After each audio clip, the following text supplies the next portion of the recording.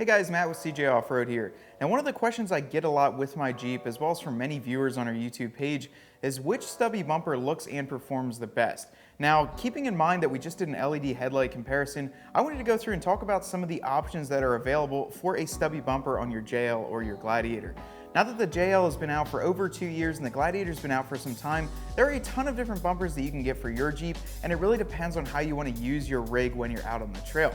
Today I've got 3 bumpers in front of me, and I want to go over some of the pros and cons of each bumper, talk about a little bit on price, durability, and who makes them, so make sure you stay tuned because we're going to get into it a little bit more. So the first bumper I want to talk about is going to be the Mopar Rubicon factory bumper. Now here at CJ's, we offer this as a complete assembly for your JL or Gladiator. We also previously tried to install one of these on our JK and it fit perfectly. Even the fog lights will plug in if you have a 2012 and newer. So that's a cool thing, is that it's going to fit pretty much 2012 all the way through 2020, and it will work. Now the reason I chose it first, because this is the highest price point bumper out of the 3 that I have today. This is over the $800 mark and is a little bit more on the higher price side for a stubby bumper. With this, you don't get the end caps. We also sell those separately, but most people run them in this configuration. One of the nice parts about this bumper is it is completely factory, which means it's going to bolt up to your JL or Gladiator without any modifications or having to worry about your warranty or anything like that. Plus, it comes with the Mopar LED fog lights. That's kind of a big upgrade, as they're about $250 to buy them separately. I didn't know that they came with actually until we got our hands on the first one, and they're already pre-wired and they'll plug right into your JL or Gladiator.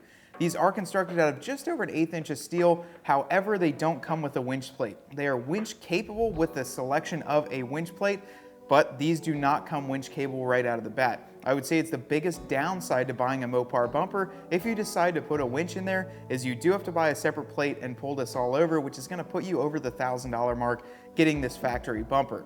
I personally am a huge fan of this one though, just because of the rugged looks of it. It has some plastic and metal incorporated, and you can customize the tow hooks to match your vehicle.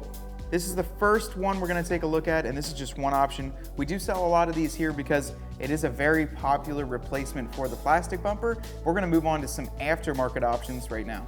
The first aftermarket bumper we're going to talk about is the Fishbone Mako series front bumper. I personally ran this on my 2018 JL for a few months, and I've got to say this bumper is extremely durable and can take a good hit. You can see we've got some marks from some trees right over here on this tube that comes out of the front, and I've got to say that this thing is an extremely durable bumper for the price point. One thing I like about the aftermarket bumpers is most of them include an already installed winch plate as well as your fairlead mount on the front. Fishbone Off-Road bumper is no exception. This includes a standard mount winch plate as well as a fairlead mount on the front there and 2 D-ring points. That's going to differ from the Mopar bumper simply based on the fact that you have already got some D-ring points located on there, and you can mount a winch directly onto this. What I like also is going to be the tube that covers the grille and allows you to mount 2 lights up top.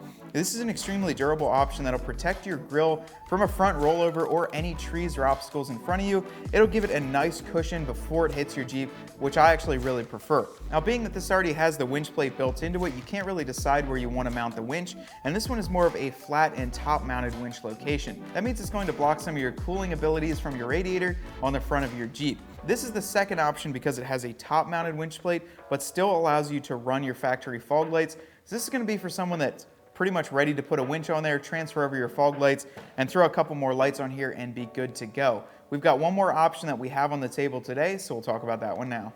So the last bumper I want to talk about today is actually the one I have installed on my Jeep. This is going to be the ARB Stubby front bull bar, and this is one of my favorites simply due to the sheer versatility that it offers you. Now you can see I've got my War 9.5 CTI installed, as well as a rigid 10-inch adapt up top here. One thing that this doesn't have is a location for your factory fog light. However, you can find pretty much anywhere on here to mount up your lighting options.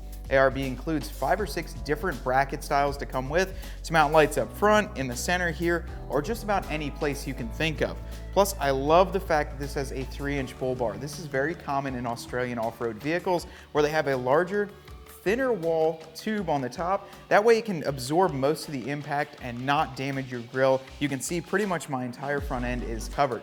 And one of the benefits of this bumper is that the winch plate is recessed. What recessed means is that it's lower than the top point of the bumper, which allows it to sink into the frame rails, give more strength and durability, and be lower so you can get more cooling into your radiator and let your Jeep or Gladiator run a whole heck of a lot cooler. Now this bumper is constructed out of a 3/16 inch mild steel and then finished off in almost a satin black that has a slight texture to it.